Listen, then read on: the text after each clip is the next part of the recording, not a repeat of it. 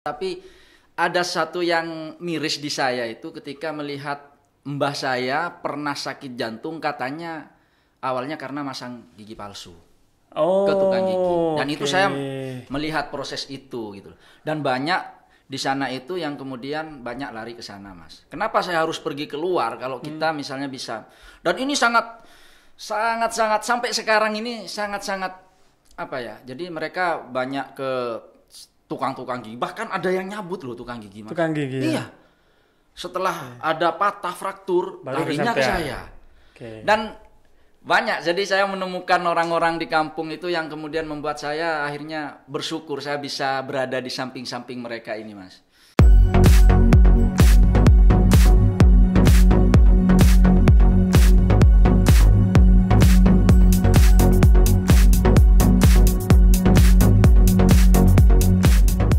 Oke, bismillahirrahmanirrahim. Assalamualaikum warahmatullahi wabarakatuh. Waalaikumsalam warahmatullahi wabarakatuh. Hari ini kita akan membahas tentang masalah pergigian. Bintang tamunya adalah dokter gigi dari desa. Dokter gigi itu kan biasanya ada di kota. Ini dia ada di desa, Kampung. kampung. Jadi dokter kampung, Dokter kampung. tetapi nggak boleh kampungan. Oke. Selamat malam, Dokter Agus. Selamat malam, Dokter gigi. Farhat. Oke. Jadi beliau ini adalah dokter gigi yang paling hits di Tanjung Bumi 10 sekitar itulah. Langsung Mas Agus. Jadi kenapa sih kok jadi dokter gigi? Padahal orang Madura loh. Kenapa nggak alajer? Bahasanya. Kenapa nggak jadi petani? Yes. Oke. Jadi gini ceritanya. Sebenarnya saya tidak pernah bermimpi ketika kecil itu untuk menjadi seorang dokter gigi. Tapi saya pernah bermimpi untuk menjadi seorang dokter atau perawat atau apalah tenaga kesehatan yang ketika itu inspirasi ini muncul dari seorang paman saya ketika dia sering ngajak saya, dia seorang tenaga kesehatan, dia ngajak saya datang ke rumah penduduk, dia suntik di situ, orangnya seneng, perawat? dapat uang, ya. Dapat Waktu uang. itu. Waktu itu. Jadi itu inspirasinya. Jadi inspirasinya adalah saya harus membantu orang. Dan kemudian kenapa saya tidak memilih untuk menjadi lajeran gitu ya? Lajeran. Lajeran itu kan, uangnya luar biasa kan. Nah ini adalah keinginan dari abah saya. Abah saya ini adalah seorang pelaut. Dia juga pernah bercerita bahwa dia sebenarnya dulu pinter. Jadi dia bercita-cita ingin menjadi seorang guru yang benar-benar profesional. Tetapi abahnya itu malah, jangan, nanti kalau jadi guru malah ditempatkan kemana-mana. Jadi pisah sama keluarga. Ternyata takdir kemudian berkata lain, bahwa abah saya kemudian harus menjadi seorang pelaut. Jadi hampir tidak ada satupun negara yang tidak dikunjungi oleh abah saya. Nah, dari situ abah itu bermimpi begini, jangan sampai anak-anak saya ini menjadi seperti saya. Iya, saya bisa. Jadi kalau saya lihat dari teman-temannya abah itu ketika cerita bahwa abah ini adalah juga menjadi inspirasinya dia, karena apa? Ketika ada abah, itulah saat pertama kali ada tahlilan, ada apa di kapalnya seperti itu. Oh, Seperti dulu itu. di kapalnya nggak ada apa-apa Iya, ya, Pak ya? jadi bisa dibilang kata teman-temannya ini adalah Teman-teman abah pelayarannya. saya. Iya, pelayaran itu bahwa abah saya ini adalah pelaut yang kiai yang pelaut. Kiai di Mungkin laut seperti ya? itu. Ya, seperti Oke, itu. jadi- Jadi abah saya sebenarnya yang nggak memperbolehkan anaknya itu Jadi pelaut ya. jadi pelaut. Berapa tahun abahnya? Sejak kecil. Berapa Jadi, tahun jadi melaut itu? Berapa sudah kira-kira? mulai saya SMA, SMP sudah mulai abah itu. Mulai dari kapal-kapal kecil. Kira-kira berapa puluh tahun? 30 tahun? Ya sekitar itu. Sekitar itu. Sekarang Sekitar masih? itu. Baru 5 tahun kemarin dia sudah resign. Sudah resign. Sudah resign. Sekarang gini, pilihan menjadi dokter, oke ya. Siap. Kenapa kok dokter gigi? Kan dokter Ya, umum. jadi gini. Jadi ceritanya saat itu saya itu kan sudah harus menjadi seorang dokter waktu itu. Jadi saya sempat nganggur 1 tahun, belajar, bimbingan belajar. Kemudian saya ngulang ikut lagi waktu itu ada IPC, ternyata saya keterima. Sebenarnya dunia saya itu juga selain seneng ya dokter itu karena membantunya itu, saya seneng dengan sejarah, Mas. Dengan sejarah. Jadi waktu itu akhirnya saya memilih arkeolog. Jadi saya sempat kuliah arkeologi ternyata di Udayana setahun. Nah waktu itu saya mau pulang, saya harus kuliah di Surabaya mungkin ya, sudah abah saya juga sudah ini. Tapi waktu itu tanpa sengaja ketika sudah saya mau balik ke Surabaya itu ada teman saya mau daftar di Fakultas Kedokteran Gigi. Wih, kedokteran gigi ini lumayan juga nih, saya coba. Akhirnya saya masuk. Alasannya itu mungkin karena saya sudah kadung senang di Bali ya. Kemudian ada ini, saya bilang sama ibu saya, sudah Bu, saya jadi dokter gigi, saya sudah mau mendaftar di sini, tolong diikhlaskan. Jadi akhirnya saya masuk di situ, jadi keterimalah saya di sana di Universitas Mahasaraswati Denpasar. Denpasar. Dokter gigi ya. Dokter gigi. Lulus sudah. tahun? Lulus tahun 2005, masuk 2005. tahun 99. 2005 lulus. Kan bisa Saya tuh. nganggur 2 tahun jadinya. Oke. Kan bisa lulus. Dokter gigi itu kan image-nya kan dokter Mahal, lama dokter ya. bukan sekolahnya. Saya nanya lulusnya. Lulusnya. Dokter kalau sekolahnya mahal kan bapaknya kan lajaran pasti udah mampu lah. Yang saya tanyakan setelah lulus, kenapa kok praktek kembali ke desa? Karena kan dokter gigi kan di kota. Saya punya teman tuh dokter gigi dulu ya, cuman PTT 6 bulan, terus dia balik ke Jakarta. Betul. Jadi gini Mas, jadi waktu itu ketika saya sudah lulus, saya mikirnya begini, saya adalah seorang dokter yang pertama di kampung saya. Oh, dokter pertama. Dokter ya, dokter gigi ataupun dokter yang lain belum. Nggak ada ya? Ada. Jadi waktu itu ya memang mungkin euforianya beda ya. Jadi mereka juga ini juga bagus. Jadi saya masuk ke sana, saya melihat adik-adik saya itu kan banyak yang lajar ya, bapak-bapaknya. Adik saya juga waktu itu masih SD. Bapak saya waktu itu masih aktif. Jadi waktu itu saya mikir, saya kalau dari segi keuangan, saya mungkin tidak bisa di sini, tapi saya harus di sini. Saya harus menemani adik-adik saya bahwa pendidikan itu jauh lebih penting seperti itu. Adik-adiknya sekolah apa? Adik saya sampai sekarang baru lulus S2, Mas. Oh. Di hukum. Pendidikan semua ya? Iya. Nggak ada yang lajar? Anak-anak? Alhamdulillah di bawah saya ini belum ada. Dan semuanya masuk ke sekolah. Jadi waktu itu saya harus menemani mereka bahwa inilah.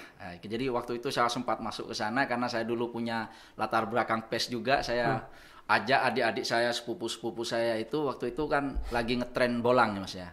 Jadi saya coba ajak, saya panggil teman-teman di bolang itu untuk syuting di sana. Nah ini lumayan untuk mengangkat bahwa syuting di tempat sampean? Iya, jadi syuting si bolang kalau di Madura itu ya saya ininya gitu loh Mas. Artisnya, adik saya itu yang sekarang sudah S2. Jadi pernah ke kota, saya juga masuk di situ. Bolang ke kota, ada Bangkalan, ya dia masuk artis sana. Berarti ya. Bener saya berarti ngundang sampean ini. Karena saya tuh butuh figur artis. Saya belum dapat. artis yang kelihatan hanya iya.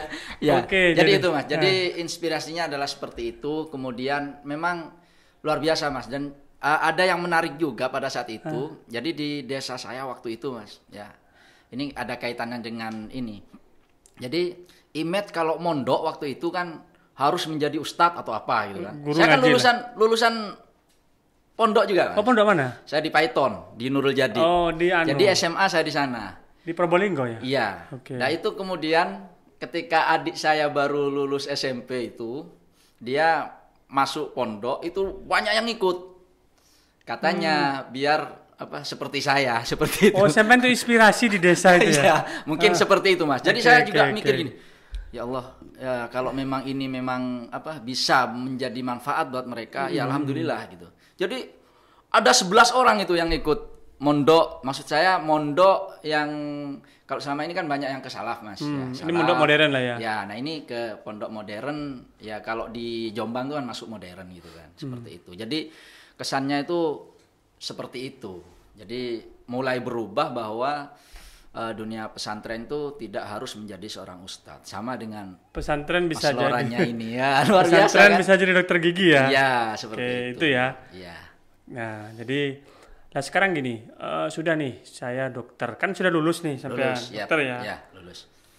Kenapa kok memilih kembali Ya itu. Yang tadi itu ya. Salah satunya itu, yang kedua adalah praktek di kota kan lebih banyak. Betul, betul hasilnya. Mas. Mungkin hasilnya banyak, tapi ada satu yang miris di saya itu ketika melihat mbah saya pernah sakit jantung, katanya awalnya karena masang gigi palsu ke tukang gigi. Dan itu saya melihat proses itu gitu. Dan banyak di sana itu yang kemudian banyak lari ke sana, Mas. Kenapa saya harus pergi keluar kalau kita misalnya bisa? Dan ini sangat sampai sekarang ini sangat apa ya? Jadi mereka banyak ke tukang-tukang gigi. Bahkan ada yang nyabut loh tukang gigi, Mas. Tukang gigi. Iya. Setelah ada patah fraktur, larinya ke saya. Dan banyak, jadi saya menemukan orang-orang di kampung itu yang kemudian membuat saya akhirnya bersyukur saya bisa berada di samping-samping mereka ini, Mas. Kan jadi, murah tarifnya, nggak apa-apa. Sangat murah sekali. Jadi kalau di ikhlas sampean. Saya ya kalau nggak ikhlas saya pernah, Mas, buka praktek di Bangkalan. Ya. Saya melihat lumayan nih hasilnya ini gitu. Tapi pasien-pasien saya yang di rumah itu, Pak, balik aja Pak sini gitu. Akhirnya kan enggak mungkin saya dua-duanya. Akhirnya saya stop itu. Saya pernah buka itu di di klinik Sutomo itu, Mas. Ada sekitar 6 bulan sampai setahun. Habis stop ya? Stop. Jadi saya lebih memilih di kampung ya dengan banyak ini tentunya ya. Konsekuensinya saya harus memahami mereka. Bahkan ada banyak kejadian yang lucu, Mas. Jadi lucunya itu saya ini kan satu dokter ya, di kecamatan saya kan Tanjung Bumi, 10 Kelampis sama Kokop ya, seputar itu kan tidak ada dokter gigi. Dalam artian yang praktek di situ. Nggak jadi ada ya? Cuma di puskesmas. Puskesmas kan terbatas juga. Jadi mereka ke sana. Sedihnya itu kadang-kadang, Mas, ya itu tadi. Jadi ketika ada sisa-sisa mereka masih belum mau mengerti bahwa ini loh ada dokter gigi yang masih tarifnya nggak jauh lah dengan tukang gigi ya. Mungkin tukang gigi gitu. Saya sampai membuat ini, Mas. Jadi membuat protesa ya atau gigi palsu itu yang sederhana. Jadi artinya yang masih terjangkau bisa, terjangkau. Jadi saya tidak usah ngirim ke lab, saya buat sendiri. Nanti kalau memang butuh yang lebih bagus ya saya siap buatkan yang lebih bagus daripada mereka harus lari ke tukang gigi. Gitu. Kenapa nggak sekolah spesialis? Nah, spesialis kan akhirnya mengorbankan. Iya, itu. Jadi alasan saya seperti itu sih itu sebenarnya ya. Oke. Banyak, Mas, lucu-lucu di desa itu lucu-lucu. Jadi kalau di desa ya dokter gigi, ini kita harus berjibaku menjelaskan. Saya pernah punya pasien ini yang lucu nih. Punya pasien tua, sudah tua. Itu giginya utel-utel sudah. Sudah kalau goyang itu goyang 4, goyang terakhir ini. Jadi pakai kloretil aja harusnya sudah kena. Terus. Nah, itu pas pakai kloretil nggak kena, Mas. Disuntik kan, takut sakit kan saya suntik. Akhirnya setelah nggak kena juga. Tahan dia. Saya ingat, apa ini Bapak ya? Dia punya serep. Ternyata dia pakai jimat.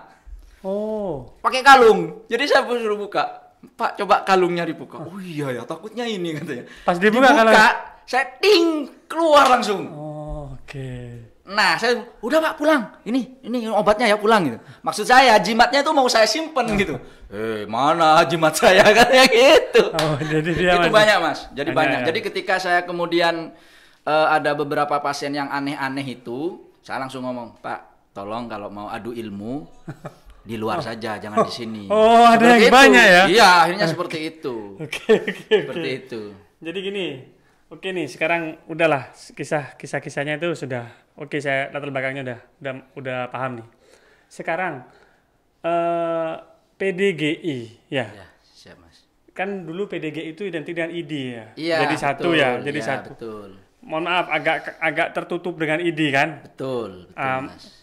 Kok bisa ya dokter gigi itu rata-rata apa cewek apa cowok yang di Bangkalan ini? Jadi FKG ya, Fakultas Kebanyakan Gadis.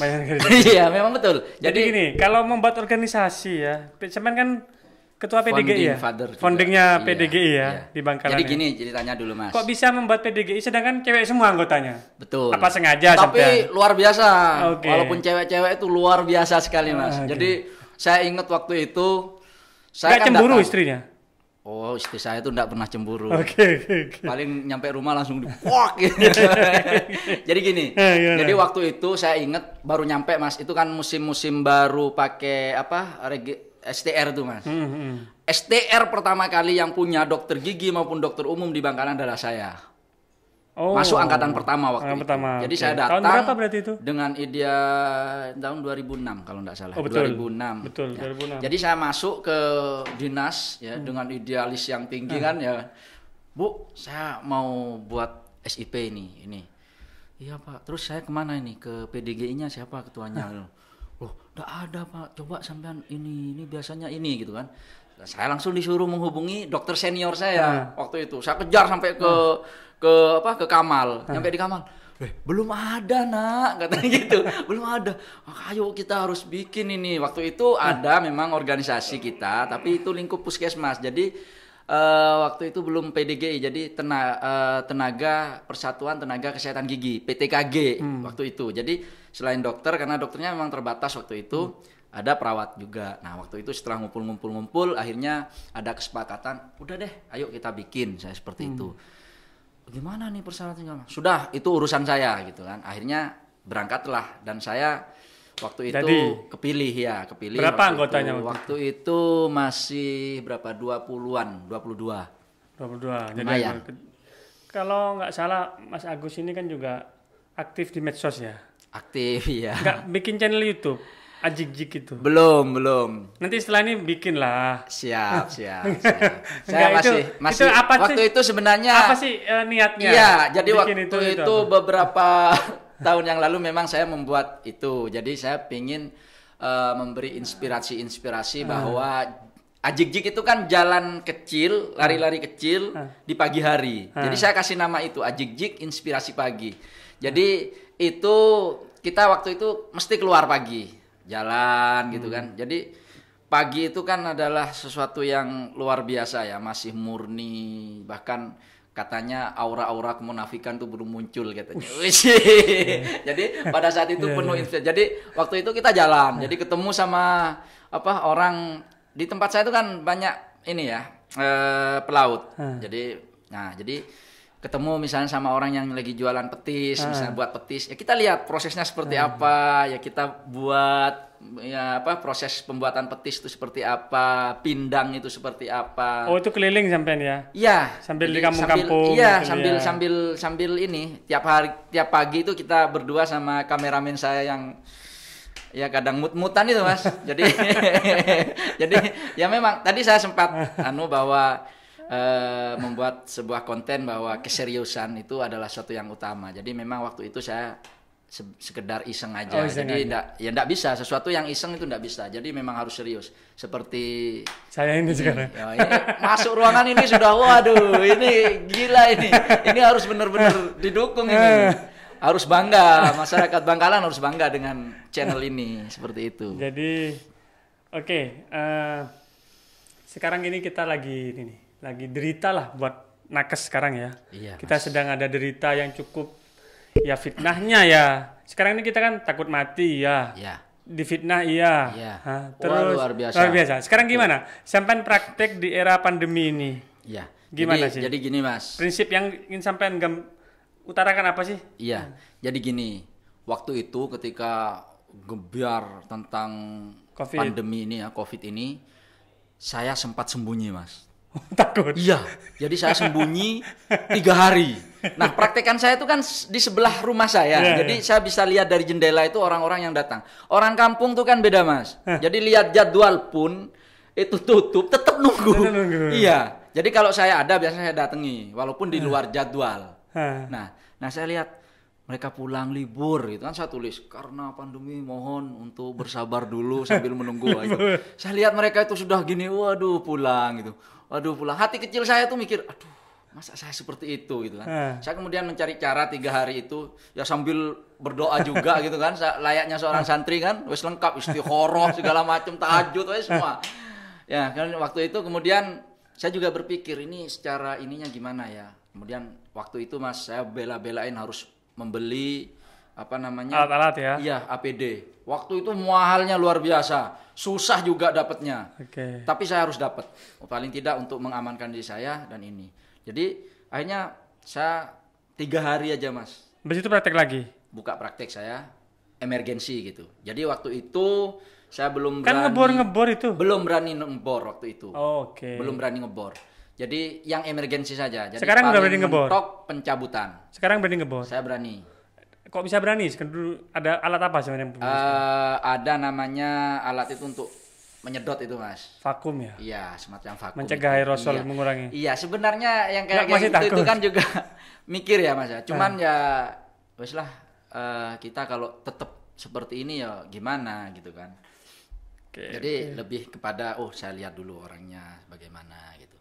Susah ngasih penjelasan juga di kampung kan susah Mas. Jadi contoh misalnya ya, ketika saya menjelaskan tentang itu kan tidak boleh harus pakai bahasa-bahasa kedokteran yang tinggi itu. Jadi saya pakai bahasanya mereka. Kenapa gigi saya sakit misal contoh ya. Gimana harus merawat. Jadi saya menganalogikan seperti ini, menjelaskan ke mereka itu. Pak, gigi itu sakit bukan karena ulat. Jadi selama ini kan mereka mikirnya ada ulat. Ada gigi, ulat. ya kan? Nah, sampean pernah lihat besi enggak? Saya menganalogikan seperti itu. Pernah lihat besi? Iya. Besi kalau tidak pernah dibersihkan, dirawat, itu kan ada karat. Nah, karat itu awal rusaknya besi. Sama dengan gigi. Kalau gigi itu karang namanya. Nah, kalau misalnya nanti ketika kena karat kemudian kita bersihkan, kita cat lagi Paham besi itu orang ini. desa. Paham. Oh. Kalau dijelaskan dengan cara itu paham. Dicat bagus kan besinya? Satu pasien berapa menit sampai berarti? Ya tergantung Mas. Jadi Kalau untuk edukasi aja berapa menit? edukasinya enggak semua harus saya edukasi. Okay. Jadi beberapa orang yang sekiranya perlu saya sampaikan saya sampaikan. Termasuk sabar sampai untuk masyarakat. Iya. Mau enggak mau harus sabar Mas. Harus sabar Iya. ya. Saya pernah Mas ya, main jauh ke daerah. Jadi pasien saya itu sampai ada yang 2 jam perjalanan Mas. Kok kayaknya saya tiap pagi tuh lihat di FB-nya sampai tuh ada yang ngirim ikan. Oh iya. Itu pasiennya? Itu pasien saya, tetangga saya, ini yang kalau saya kan memang membedakan Mas untuk tarif itu malah lebih murah lagi kalau orang kampung Tetangga saya. ya? Orang kampung, Iya. kampung sendiri lain? Orang kampung saya beda lagi harganya. Oke. Bahkan gratis. Mas. Jangan-jangan sama tukang gigi lebih murah sampean ya? Bisa jadi, bisa jadi. Jadi akhirnya mereka merasa ini ya. Jadi ikan tuh kadang dilempar Mas. Saya kan rumah saya pinggir jalan, lempar gitu. Ikan, jadi berupa ikan, kadang ya seperti itu. Sekarang gini, sudah nih COVID sudah. Kan istri kuliah di mana? Oh ya. Istri kuliahnya di mana? Di Malang. Malang. Sampean kan di Bali. Bali ya. Jadi ceritanya gimana? enggak Bisa terlalu ketemu panjang sama Mas. istri? Jadi saya kan waktu itu termasuk aktivis juga waktu di kampus itu ya. Oh, aktivis. Tapi saya sembunyi-sembunyi dari ini. Lo aktivis apa? Sebagai apa? Saya dulu aktif di HMI, kemudian HMI. saya pernah di provinsi ya, di KNPI Mas. Oh, KNPI provinsi. Oke. Saya juga aktif di KOP Sukarela.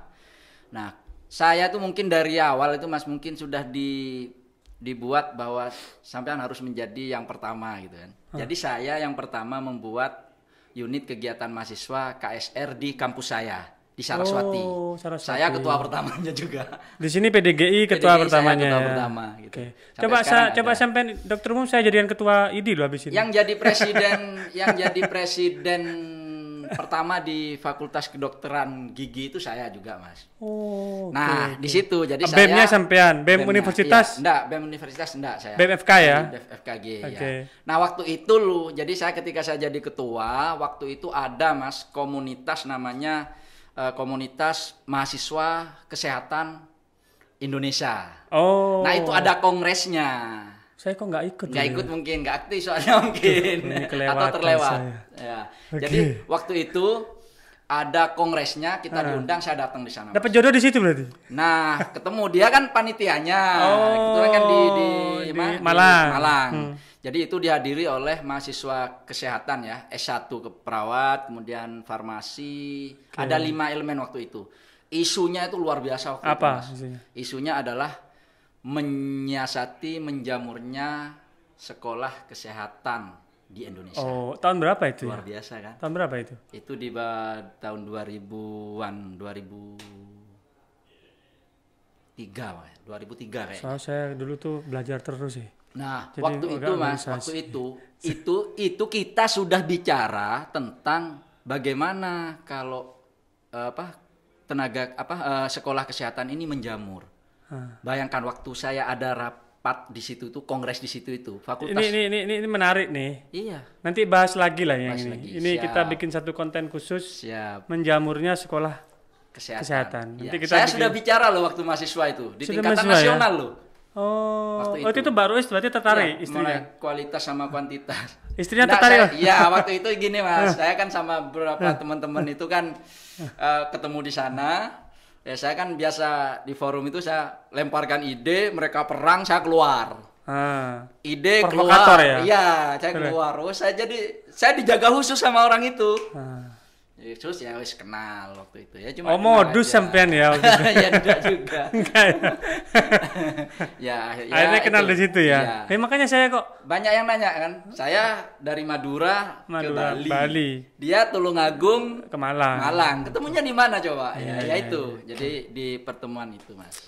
Waktu itu. Oke, Mas Agus ini multi talent ya. Jadi kita nanti akan bikin konten-konten yang lain. Siap. Untuk kali ini kan kita hanya membahas latar belakang dan sedikit tentang pandangannya tentang COVID, tentang ya keseharian sekarang. Nanti kalau ada isu-isu menarik di dunia kesehatan kita bisa duduk gitu. Siap. Lagi nanti kita bikin lagi mungkin dengan LSM mungkin. Siap. Jadi biar kita ada gambaran ya. Siap. Oke, Mas Agus terima kasih. Siap. Mungkin belum ada channel ya? Belum. Nanti kalau ada channel bisa promosi di sini. Siap, nanti saya sampaikan ke teman-teman. Channel saya dipromosikan. Siap. Ini luar biasa loh ini, luar biasa. Serius. Serius? Saya tadi sudah bilang, serius. Jadi nanti mungkin bisa. Nanti kalau sampai menanyakan keseriusan saya, nanti saya sampai wawancara nanti saya yang cerita. Siap. Saya kan nggak bisa menceritakan kenapa saya begini di sini. Siap. Ya, luar biasa. Gitu ya, Mas Agus. Jadi biar kita efisien ya kontennya. Ini bisa konten banyak nanti. Jadi sementara hanya itu. Terima kasih. Semoga ini menjadi hal positif lah dan barokah untuk saya dan untuk Mas Agus. Terima kasih. Wabillahi taufiq walhidayah. Wassalamualaikum warahmatullahi wabarakatuh. Farhatsu.